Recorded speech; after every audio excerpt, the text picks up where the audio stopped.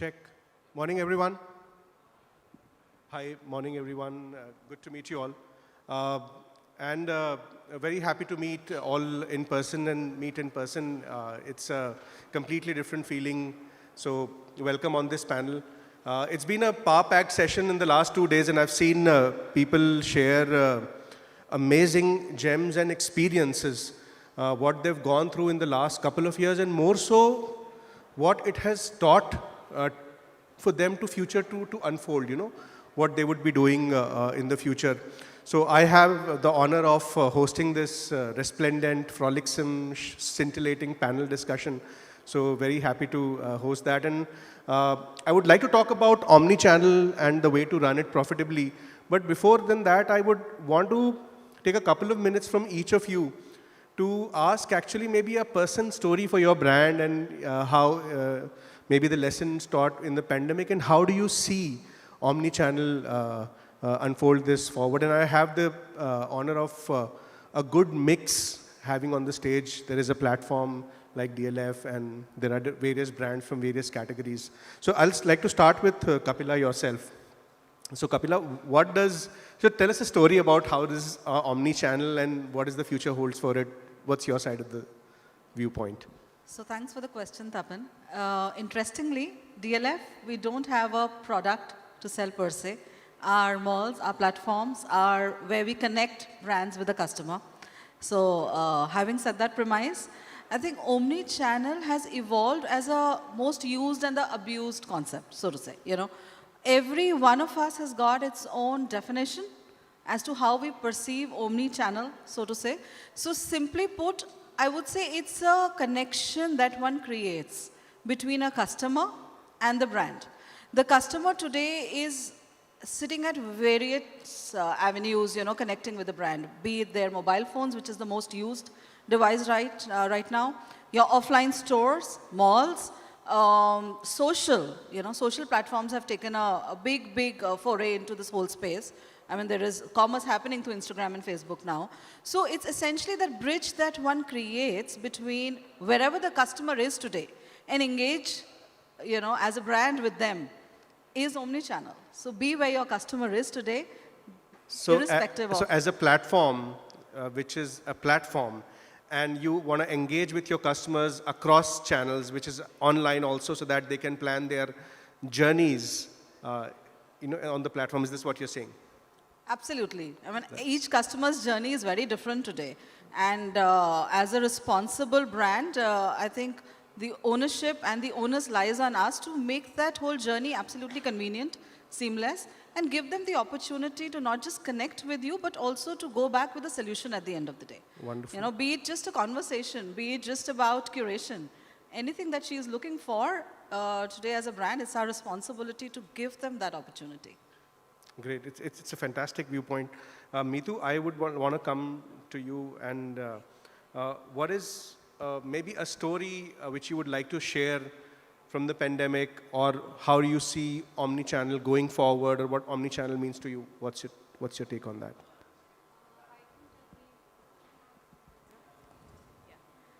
Hi, am I audible? Yes. Yeah.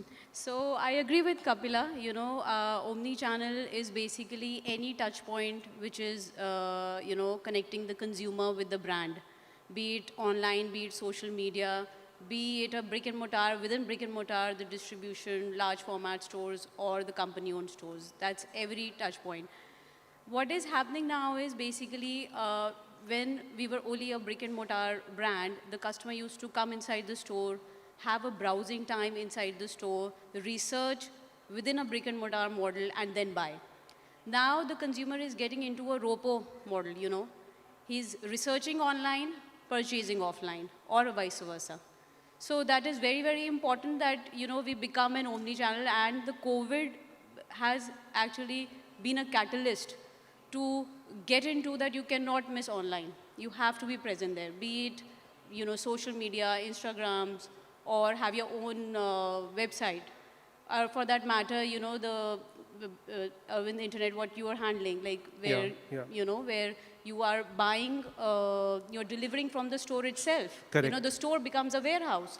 where we have observed, like once during the pandemic when I was in one of the major malls in Gurgaon, I could see there were packed boxes within the store, which was actually delivering to the customers' homes. Correct. Where the customer is not coming to the mall, you are delivering it to the customer at his own place. No, absolutely, and especially the way you brought out not just individual online and offline journeys, but cross-cutting journeys, Of course. where you can use the store, as a fulfillment point and a shipping Right. point. I just come closer to myself, to Priya Ranjan first, and then we'll go to you, Jamina. Priya Ranjan, what is your omni-channel viewpoint, and what's what's a pandemic story or a future viewpoint for omni-channel? Okay, so I'm going to mix the two answers. I think it's a 5-word process for us. We went from it being a thought to becoming a reality, to then moving to become a priority, a necessity, and now it's a way of life. So I've chosen to use these words because that's how the phasing in our brains has also been. We've also learned, we've also graduated, and now we are in the process of actually innovating and then cutting down costs even further.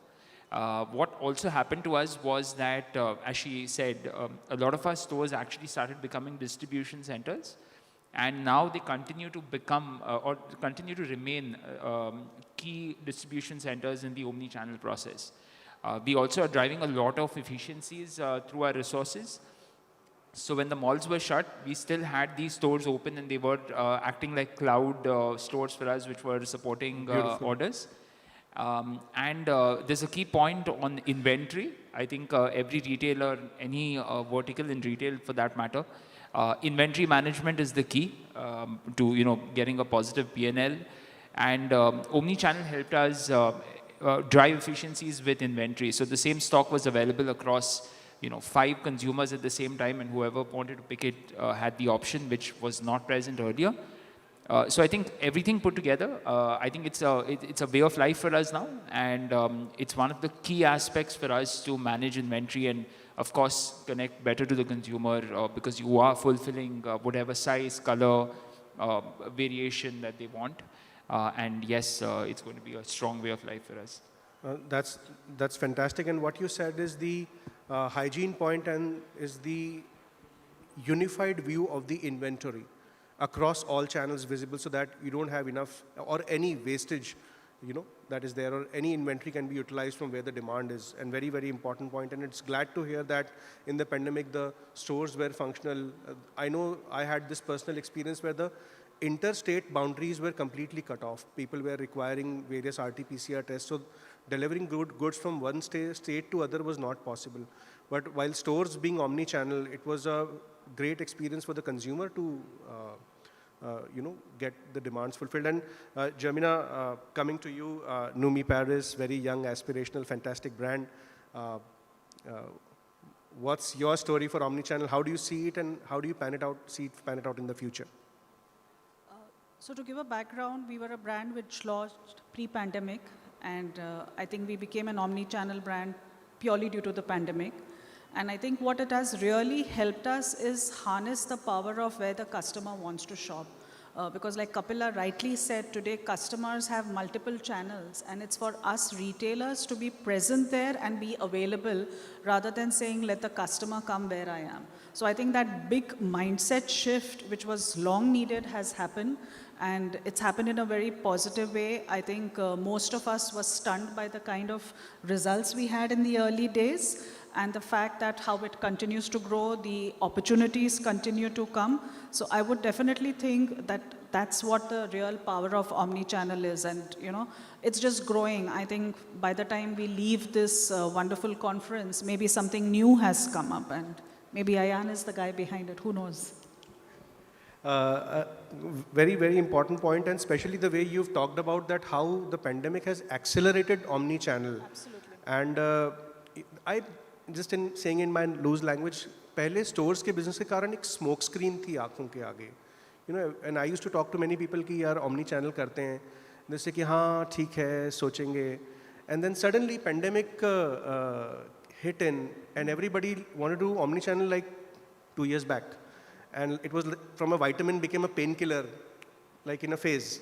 And and now everybody is reaping the benefits, and the cross-pollination of physical retail and online retail is bringing in huge amount of value, as you said, Jeremy. So, fantastic point. And Ayan, I want to move to you. Second time saying this, I liked your viewpoint yesterday. So, good clarity. What is your take on omnichannel, and how do you, if you have a pandemic story, share that, and how do you see it panning forward? Hello. Yeah, so thank you for the question. And I'll start with the pandemic and simplify it in like a certain way, right? The pandemic was nothing but a challenge for every brand that we all had to face. And I believe personally, as like human beings, whenever we face challenges, that's what actually makes us grow. And that's what makes us better. And every time we overcome them, we come out better, and we come out looking back at the past, knowing what mistakes we potentially made and what refinements we have with us now that we don't like you carry forward or leave behind moving forward. So the pandemic was just a big challenge, but we, like, and all the brands that came out of it successfully are the brands that came out better, are the brands that came out stronger. And there's no way that the being human that exists today is not better than the being human that there was yesterday. We are much better, we are much more refined, and we are much more determined to overcome any challenge that comes in the future. And that's the part about the pandemic story. When it comes to omnichannel, I think it's very important to not get caught up in the hype of things. Because omnichannel, by definition, is basically a well-connected company that gives flexibility to its consumers. And that, by definition, is what it is. But you also have to like take into consideration how it affects you, like how relatable it is to you as a brand. Like you said, we have like a variety of different platforms and like businesses on this panel, and everyone will tell you a different experience and a different use case for omnichannel, because it is very important to consider how it actually applies to you before trying to go ahead and like embrace it. So I think first is understanding a concept, and then later second is embracing a concept by like how it actually applies to you. For example, taking being human into consideration, right? What helped us through the pandemic is that we have SMU lines that are specifically on the digital platforms. So stores being shut did actually give us an upper hand to highlight those different products and lines that we had. So that really helped us.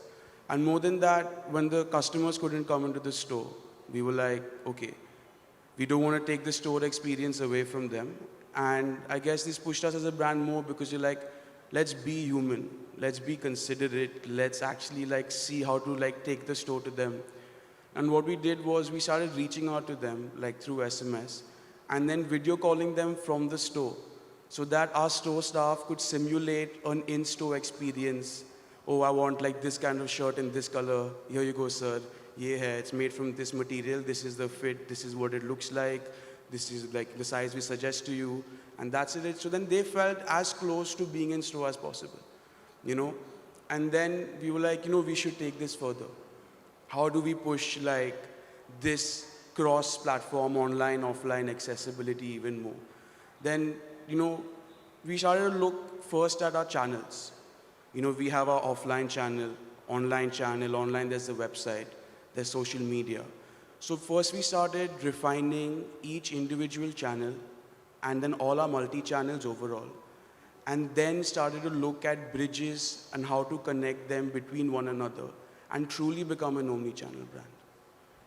Fantastic, Ayan. And the way you mentioned that it is a bridge between various channels, and if you have multiple channels, multi-channels, and the way you connect them, the way you connect the journeys.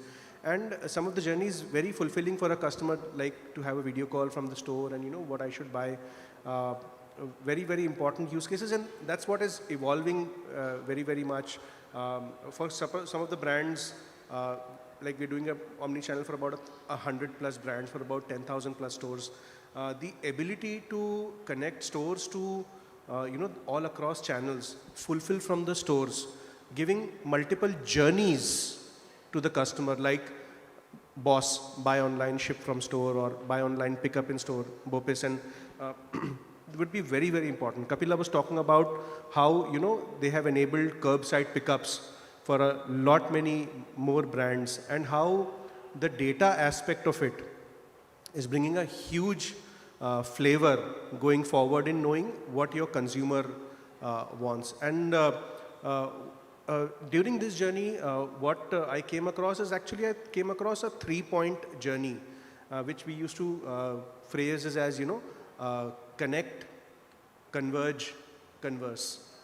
So connect could be as simple as what Pepe Jean said, that, Priyaranjan said, is connect the inventory. It could be connect to the customer.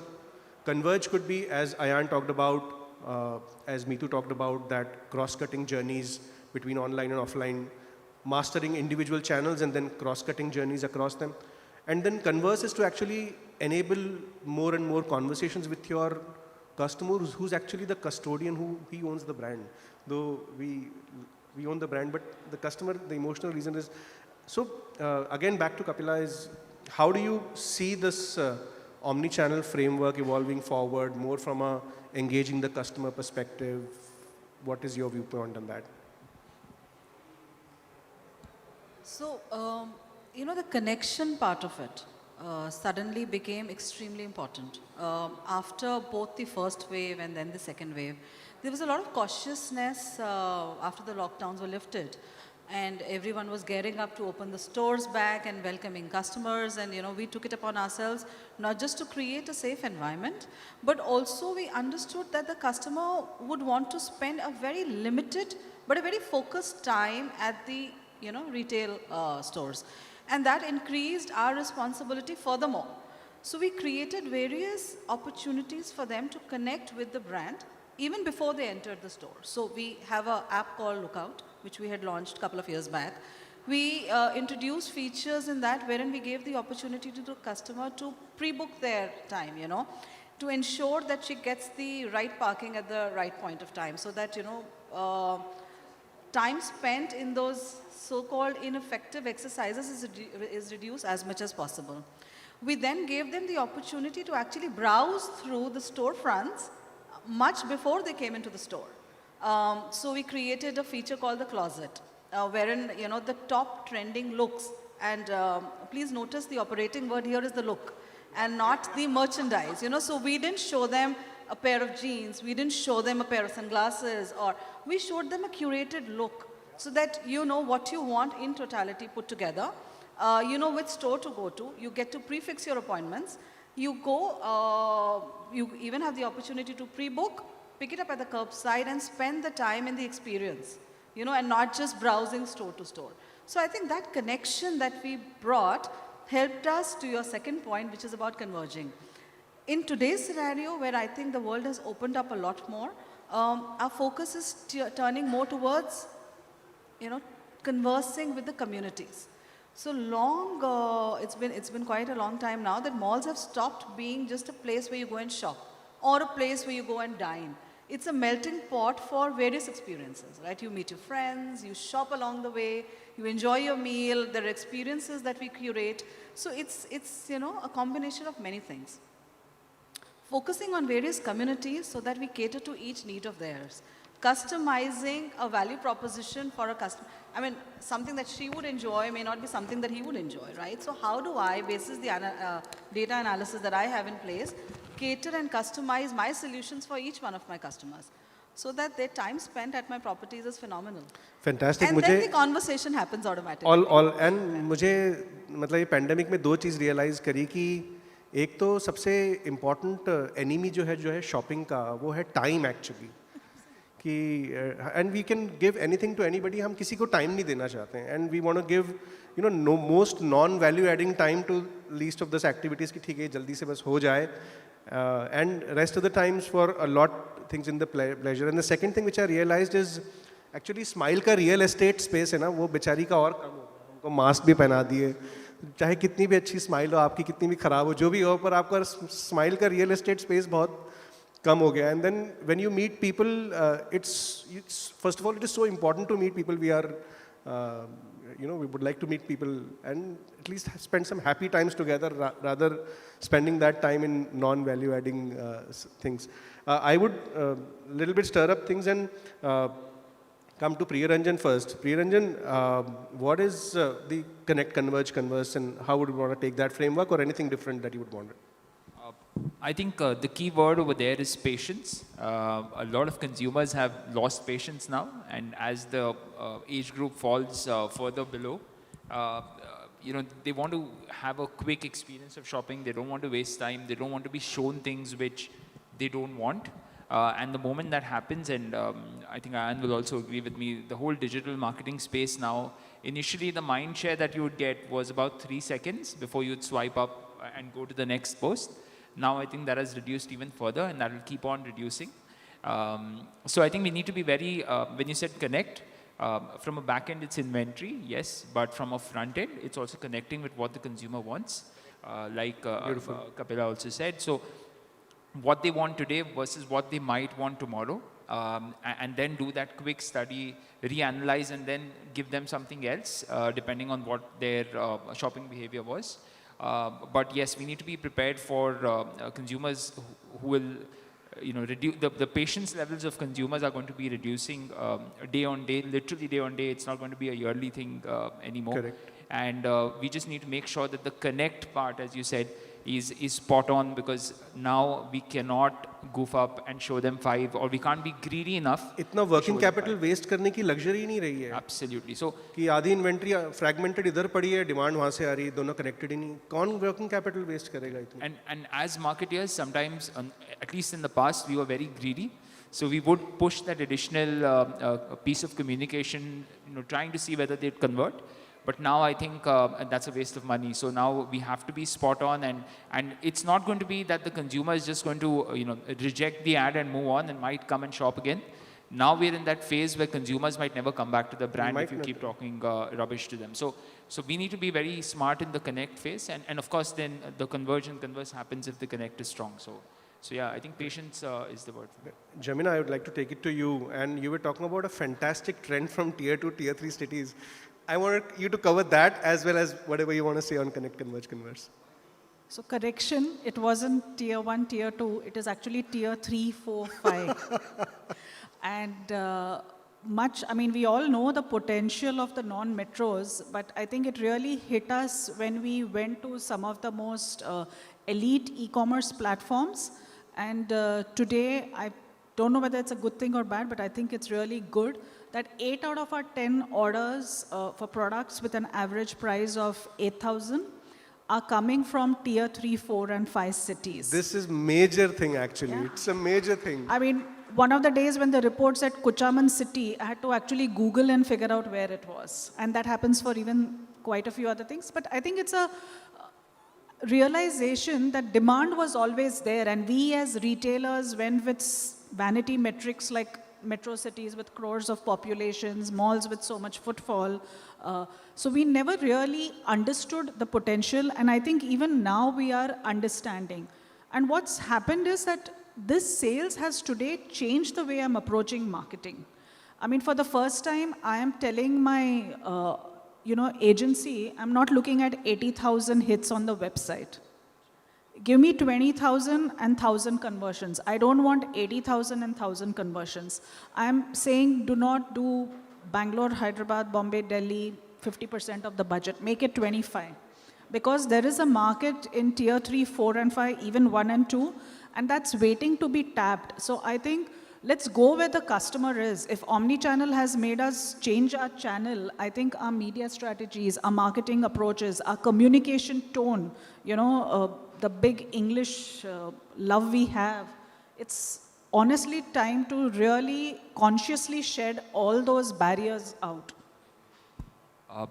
I'd like to add on to that. For us, it was Lucknow, and all of us in office were a little shocked. We were all focused on Mumbai, Delhi, Bangalore, Hyderabad, and Ahmedabad, and so on, where our physical spaces were more there. But the demand was from Lucknow suddenly. Also, what we've done is now we've started doing connect ads with local celebrities more than doing like a blanket ambassador, and that has also worked for us. So yeah, so I'm very happy to hear that even you guys had the same experience. But Lucknow was the city for us. Fantastic. But let me know when you get a Kuchaman city order. Me too. Yeah, in fact, I would like to add, the connect point which Priyanjan mentioned here. during the COVID time, the way the store staff was connecting with the customers, like also doing video calling and delivering to the, the goods to the customer has actually got used to it. So after, the lockdown has opened up, especially for kids where Benetton is a market leader, customers still call, the store staff, do video calling, ensemble looks, the way we sell it. So that's, customers got used to that. So that's the connect, a personal connect that has developed between the customer and the store staff. So it is also, getting back to the old model where there was a personal connect between the store staff and the customer. And second thing, I just like to point out, I think the thing that we were discussing during the debriefing session also, the brands which were present physically, there is a strong need to go online. But we also observed that the brands which were online earlier, now there is a need for them to get physical presence. Correct. Like we discussed about Xiaomi as an Correct. example. Then we have Nykaa, which has Correct. just had the IPO as well, which has the share price has doubled, by the way, now. And the other brands like Bluestone Jewelry, the gentleman Yes, who was yes. at the panel, yeah. Exactly. So if you need to get that market share, you have to be present in both ways, online and offline both. 100%. And the most realization came to me, some of the gentlemen mentioned, yaar, our customer was omni-channel always, or hum omni-channel nahi the. It's time we could, catch up to them and be where they are. Absolutely. So, Ayan, what's your points? So to me, like if we start on Connect, I think there's always two sides that we have to consider. One is internal, one is external. Connecting has to be internally within the brand also, especially since we're focusing on omni-channel, right? Omni-channel, like I said, is like connectivity between like a company's channels. So like if the company itself can't like internally coordinate online purchase that's returned in a store or a store purchase that's returned online, then you're already failing the connectivity part internally. So that's one is very important. And externally, when I talk about connectivity, I'm really focusing about your connection to the customer. I'm not saying, oh, one boosted ad on Instagram and then like 2,000 people more see you. It doesn't really matter. I rather the 2 people or 3 people that were already seeing it actually feel like I've personally connected to them. That's more important because that's what actually crosses over, like you said, into convergence. Like that's what gets them, and that's what actually said, like you said, like will bring them to buy something. I'd rather 3 people come and all 3 of them buy than 3,000 people come and 3 people buy, because that to me is saying that 2,997 people didn't take it. No, absolutely, Ayan, and I would like to take this a step further. So on both the fronts and starting from the marketing aspect of it, what we learned and in the past is you could actually with data predict the next best action, NBA, of the consumer. The consumer has gone through a journey of 1, 2, 3, 4, 5. And it's natural by understanding the data that now the consumer is going to land on 6. And there's a good amount of prediction. What we were discussing, and okay, you have data. With data, on top of it, with a cluster of data, you could find out let's say a pattern.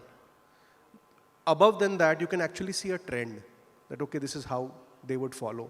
And then you can apply it at scale. It's not just for 1 or 2 equations, but just at scale implementing that. And I can totally relate with that you are actually able to take the entire brand story where the consumer decides to take on the brand and, consume the need. So very, very important point. And the second point, which I want to take it one step ahead from the connect standpoint is, apart from connecting the inventory and connecting with the consumer, and internally and externally, what we did was that connecting the internal with the external. I'll give a use case. We had inventory connection, so where is the inventory located? So we understood that this is the trend, this is where the demand will come to. We know connecting the customer, what is the external demand. Connecting the two, for example, what is the kind of customer who will definitely not buy? What is the kind of customers whose cancellation rates are extremely high? And you should not deliver a COD for them. Because with a 30% return, if that COD comes back, it is making a loss. So to be able to connect the data and the pattern, shopping pattern of the consumer with the inventory pattern, and then come out with a trend to which customer you should order COD, offer COD, or offer a guaranteed delivery that you would get something for tomorrow morning for sure. And to be able to do that in an entirely omni-channel fashion. So that we could evolve with that, and of course, the way you said, having conversations with the brands going forward. So that's a fantastic way to look at it. Oh, back to you. You were saying something. Yeah, no, I was just going to add on to what you were saying. So I think it's important to also understand with Omnichannel, you don't need to onboard new customers. Because even if your existing customers have a more comfortable experience, feel more embraced, and feel like more at ease, like the second they want to buy something, or I want to buy a shirt from Being Human is at that click of your fingers, and it's there. And then when you realize, oh, I want to return something, it's also there. And you can choose any outlet you want to choose. And the thing is, when your customer feels more welcome, feels more cared about, feels more loved, feels like they want to be with you, right? Then you can convert the customers happy.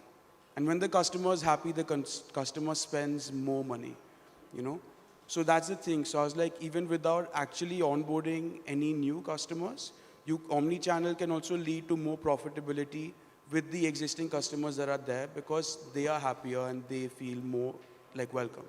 Very true. And Jamina was sharing with me an example how by seeing the price patterns, they decided to, evolve. And what's your take on that, Jamina? So I think very much like brick and mortar retail, where we would have either metro-wise or grade of stores or grade of malls kind of business, we are seeing that happening because today Numi Paris currently as an omni-channel is present with its own stores. It's there in optical chains, top 200 optical chains in India. We are available on 4 of the best e-commerce platforms. We are going to add a lot more other channels. And we are clearly seeing a difference in the kind of product and price point that is selling. Whether it's in the retail store, whether it's in our stores, or even in the e-commerce channels. Even in e-commerce channels, an Amazon and a Myntra do not behave the same way. A Myntra and a Tata Click do not behave the same way. And which is where the next season's merchandise, when we come to spring, summer 22, we are really going to look at lowering a few price points at certain channels, maybe online, certain portals, and at our stores, and drastically taking up, almost doubling our last price point at some other portals and some other stores. So I think that is where you really need to converse with your customers, understand the kind of sale, and really give them the right product, because there are customers at multiple product points, and it's for you as a retailer to maximize that as much as your brand wants to take. I mean, obviously, we will not become a value brand. We'll continue being a luxury brand, but can I have more product at the bridge to luxury price for the entry-level customer, and the guy who is buying much higher price points also deliver to him and maximize my value from him? So that's something we are doing ongoing, and that's also an aspect of conversation and not just analysis of your sales. Correct. And Meetu, we were talking about, like Jamina was saying, the look-alike audience. While they are able to understand that, okay, this is the price point customer is transacting on, and they can maybe introduce products at a higher price point or at a lower price point. You want to add something on what could be the possible more further benefits, on more conversations, and how you could do a predict a next best action for the customer? Predict a next best action for the customer. So basically, when you talk about the price points, the customer in an omni-channel presence, a customer would be willing to pay a higher price when a person is going physically, like a touch and feel. But when you are shopping online, you will rather go for a more basic, something which is more safe, and something which is like a core product. That's how the customer will be actually going forward. So when we are actually going online, we are also focusing on having a specially curated line for the online channel, which will not be available offline, which will be only available online, but that too at full price. That's a different trend than the current trend now, because a lot of people now are powering all the assortment, but definitely it must be having its merits and business benefits. Priyaranjan, you want to add something? So I've worked with a few brands and we've always been, at least I've been in that digital journey with them. I have never ever seen a brand which has quoted less than 30% returns. Yeah, it could be 25, 30 or, and it's been a period of time, right? It's been about 7, 8 years. So what that tells us is no matter how much, we make the process more intelligent, we feel that we understand what the consumer is going to do. If we were on point and if you were doing it, that 30% would have now been somewhere around 12, 15%, right? But what has happened is because we evolve, the consumer is also evolving that quickly, right? So when you said the whole COD bit and when you said returns for that matter, whoever is cancelling their order, I think that is now the part where we are also trying to innovate and get deeper and understand whether we should show them a product which is on discount, off discount. That is the first one, the most basic one. Then COD, non-COD. And then also then get into jackets worth say 4,999 and above, denims worth 3,999 and above to something which is at entry point. But the customer is always one step ahead. So that is one thing that you should always carry with you when you're looking at it. Although you can do everything that's possible, but you also have to understand that they are also evolving quickly and you need to be there. If not ahead, at least be there. Yes, and just to add a couple of points there, Priyanjan, what I seen is the cancellation rates, okay, 30%, but then a lot, and I saw it come down to 5%, quoting publicly. Reason, they were factors. When you deliver from store, you have a promised delivery of a shorter time period because you're not taking 5 days, 6 days to deliver the product. The customer gets lesser time to think and the cancellation rates, 0.1 goes down. That's number one point. Second reason is when you're delivering from store, it's a local delivery. Logistics cost possibly is 30%, 35%, 40% of the warehouse logistics delivery cost. So your cancellation rate, even if it's a high, the cost is optimized by 66%. So your P&L automatically becomes healthier. And the last very hidden secret point is your stores remain fresh.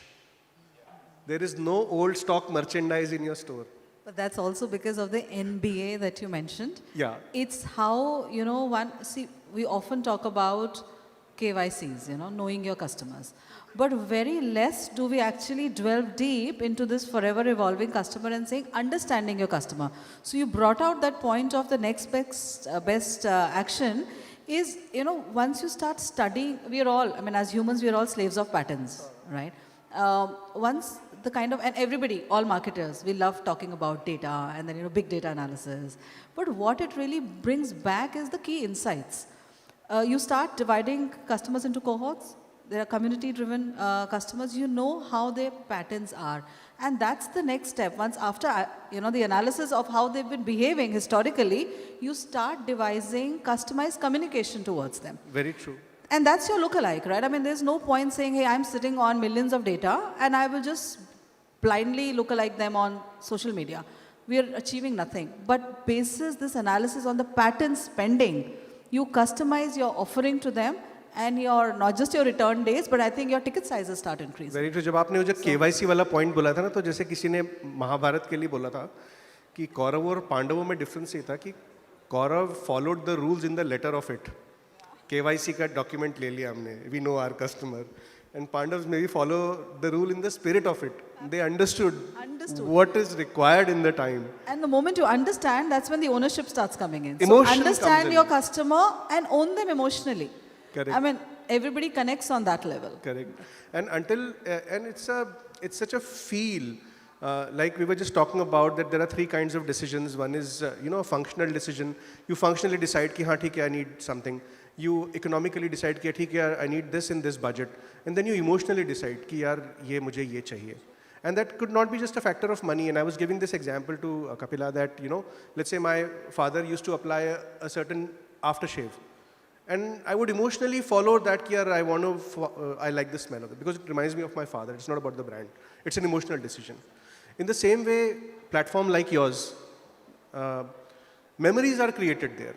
And these memories are forever. And there is one word which I hope more and more brands use. lifetime value of the customer, LTV. Everywhere I had been in the past discussing omni-channel, they would talk about, "Arey, cancellation rate hoga, isko kyun kare?" Sir, lifetime value. For example, a Pepe jeans, possibly somebody would wear for 30 years, 35 years, being human. They would relate with it across the age group. They would come back to it. So LTV becomes so high. For a Numi Paris, LTV can be forever. So, so LTV should be very, very important measuring criteria, and like you've said, to have the conversations there. Ayan, we want to get some gems from you as well. That how much more LTV should be used as a barometer for developing omni-channel.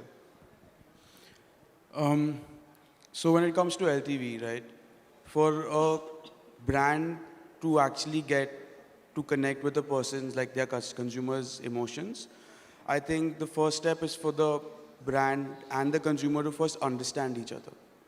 Like there has to be a clear communication of what the brand stands for and what the brand represents. Like you said, being human is something that people can wear all their lives, right? But that's because what does being human stand for? What are the values of being human? The values are love, care, share, hope, help, and joy. These are things people tell you all your life. These are things you give all your life or want all your life, right? You always want someone to love for you, care for you, share with you, help you, give you hope, and then it's the joy of all of these things that actually make it. So as long as people understand that, there's always going to be an emotional connection. And whenever we have that emotional connection, even things like you said, you buy an aftershave because it reminds you of your father, right? The brand could remind you of a purpose, a message, an action that someone did towards you, a time when someone helped you, a time when someone gave you hope. Because at the end of the day, we want you to look good and do good, right? With every purchase, you're actually making a difference. And you actually say you stand for something. So when the consumers understand that and we can perfectly communicate that, that's when that emotional aspect is really heightened. And then where we can both get the most out of each other. Because when they wear it, they feel it. They feel that I represent these things. And that's the main satisfaction they get. And that's why they'll keep coming back for life. 100% and very well put. And I can relate with it very specially with India. India, as we all know, 65% of the country of the population is below 35 years of age. So our propensity to consume, our intention to consume is so high. And we're going to experience these feelings and relate with the brand for decades and decades to come. So I want to summarize this panel before I take any audience questions with a couple of questions on crystal ball gazing. That how do you see omni-channel pan out in the next decade, and what will be the 2-3 important points on that? Priyaranjan, first starting with you. I think I answered it at the beginning. It's a way of life, and we need to evolve every day. So for us, it was a thought starter about 2 years back, and now it's a way of life. It's going to get stronger and stronger in terms of mind share, at least from the retailer side. I think what we discussed about, as I'm heading the retail excellence, so I know that, retail is all about pampering the customer. In the omni-channel, in the online channel, from pampering, we actually got into spoiling the customer, by actually, having an open return policy, 30 days, 7 days, whatever it is, giving discounts to the customer. So for us, I think it's very important that in the next decade, how do we actually, bridge that gap, especially in terms of, the discounting, because that actually hits the profitability, which is also one of the, points that is covered in the topics. So that's a very, very important thing that we need to look at. From a pampering to a spoiled child, the customer that has become, how do we actually control that? Which actually Priyanjan also, brought up the point yesterday in the discussion, where the customer is at the store, looking at the app and, looking at the full MRP product in the store, and when you look at it on the mobile, it's showing a 40% or a 50% off. And there is a hidden coupon also when you exit. And So, I have exactly done that, and just allow me to tell us 30-second story. We run our own marketplace now.com, and we have Arrow, US Polo, these brands on the market. So I went into, without my badge and all, I went into the Arrow store, and I said, yeah, I want to buy this jacket. He showed me the jacket. It is fulfilled from store. So I said, then I went to now.com in front of him. I said, यहाँ पे तो यार 40% discount की मिल रही है, मैं तुझसे लूँ कि ये now.com 40% डिस्काउंट से लूँ? So he said, सर आप वहाँ से ले लो. I said, okay. मैंने कहा तेरे इंसेंटिव का क्या होगा? तो बोले सर मुझे पैकिंग पे भी इंसेंटिव मिलता है. It's not a worry. Discounting का क्या होगा? डिस्काउंटिंग का वो डिस्काउंटिंग जो है वो टैकल हो सकता है. वो स्टोर में भी EOSS चल रहा था, वहाँ पे 30% था. But as a customer, where does your loyalty sit then? My loyalty sits with the brand. For me, what I've seen a very, very definitive change is the shift between NSM, OSM mix, new stock merchandise, old stock merchandise. Earlier there was a trend कि online पे सिर्फ old stock merchandise बिकता है. Then suddenly it had to be made available. People wanted it कि यार pandemic है, I want it online, I can't give time. मेरे पास वक्त नहीं, पर मुझे use तो वही brand करना है. And I know the size fits. For example, let's say Levi's 511. Levi's 511 जो पहनता है वो Levi's 511 पहनता है. Whatever that. So they will buy it, whatever is the channel. So the NSM, OSM mix, and couple of factors like you talked about, profitability, the tightening on the 4 pillars, the way you market, 2 minutes more. The way you market, targeting outcome. Second, the way you optimize the logistics. Third, operations. And fourth is the technology with the inventory unification and all that. So you want to add a few points, and then there is still time. I'm in my deadline. So I think as a closing point from my side, it would be that, any retail, and there's a reason why we've always, since generations, called retail as a therapy. Be it irrespective of the platform, whether it's offline, online, they both complement each other, both here to stay. I think net, everything boils down to the experience that as a brand, as a platform, we are offering to the consumer, how well we are able to connect with them more as a solution than as a cumbersome process. So convenience at the end of the day, especially for today's customer who's pressed on time, and you rightly said, we will give anything but our time today. So I think that experience clubbed with convenience will be the key. Technologies will keep coming, keep going, but one thing as marketers, we should always remember, and that's the thumb rule that I work with, use technology as an enabler, not as a checkpoint. Not because it's new and it's there, we should have it. Correct. If it's enabling us, if it's, making my customer's life, adding some sort of a value, both to the customer and back to me, because it needs to make business sense also, have it there. Otherwise, it's okay. I was talking to an ISB professor, and when I said, this is about digital marketing, he said, what do you mean by digital marketing? Was there an analog marketing in the past? Marketing is marketing. Technology will come and go, rightly said. So I think I kind of agree with Kapila, and I think what's really going to be important is having your ear to the ground and being attentive to the customer and changing as the customer changes. And like she rightly said, I think the biggest challenge today I face is how do I get the younger team members to look at customers as being humans versus being just customers and numbers. And we have to really wait for humanizing the AI and data analytics. And if you have a time, I just want to share a short thing which happened with me personally as a customer.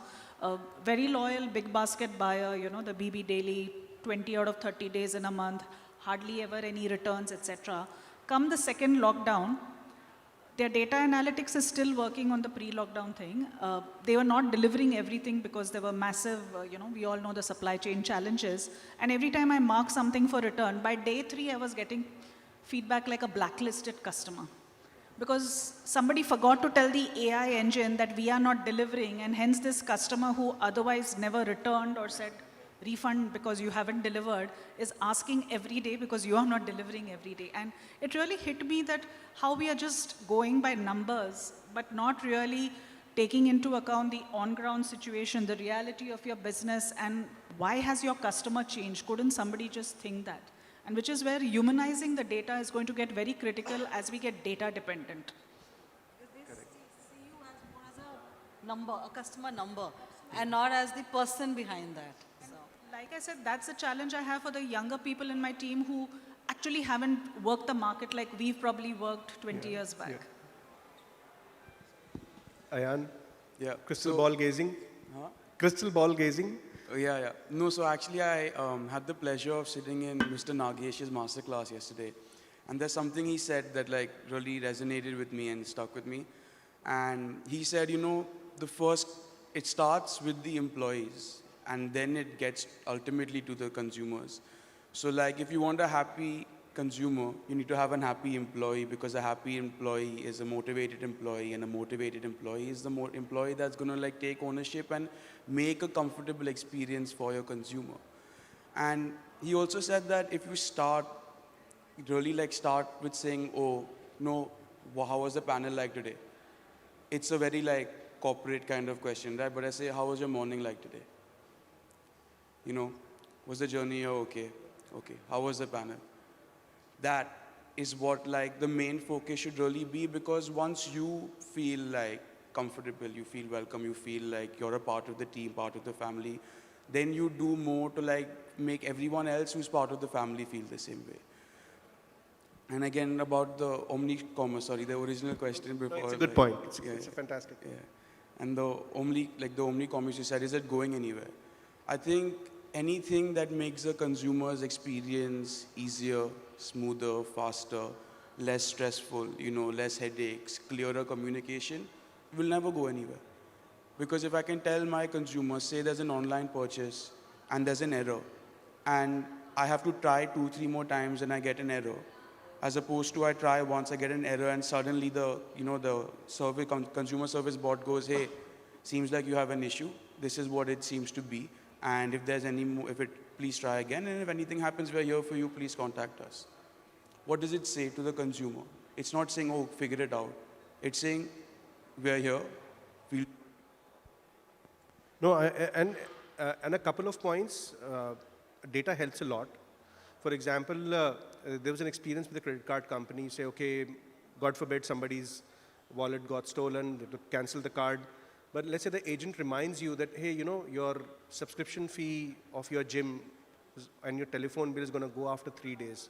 So please don't forget to change that. Otherwise, So those aspects of the data helps you and goes a lot for retail, omnichannel as well. I think so. What I'm very happy with is that the world is talking more omnichannel together, and it's a dominant discourse. And together, we are seeing the need to be omnichannel for an omnichannel customer. Thank you very much for the fantastic discussion, for sharing your insights, personal stories, numbers. If there are a couple of questions from the audience which you would like to ask to the panel, please, most welcome. Hi. Hi. First of all, thank you so much for this session. And my question is, when do you decide to build your own omni-channel platform rather than outsourcing it? Because both of them have pros and cons. So what do you think? Because the omni-channel platform, if you're going to outsource it, it has its own risk. So yeah. Can I take you? So there is a certain speed of execution which is required now. Unfortunately, people want to do omni-channel now. Building an omnichannel platform now without taking into consideration the experience aspect of the customer, you could lose a lot of time. It's a good idea to look at what is available in the market and see whether it matches your journeys, point one. Point two, on the risks, there are aspects of compliance like SOC 2 Type 2 compliance, which provides you whether the data aspect of it is foolproof or not. There are also other compliance aspects. You can see that a coverage map of the various journeys that you would want to see with the customer, and then make a quick decision. That would be my recommendation. The only thing I would like to add here is today with the explosion of technology and solutions, whether you like it or not, you'll have to keep a hybrid model of certain key elements in-house, outsource what is needed, and the reality of outsource also is it's not a one-size-fits-all, it's not one person who's able to give it all. So you will have to keep an open mind and keep a hybrid and, work with all the possibilities and all the opportunities that are coming. We'll take one more question. There was a question there. Hi, Tapan, this is for you.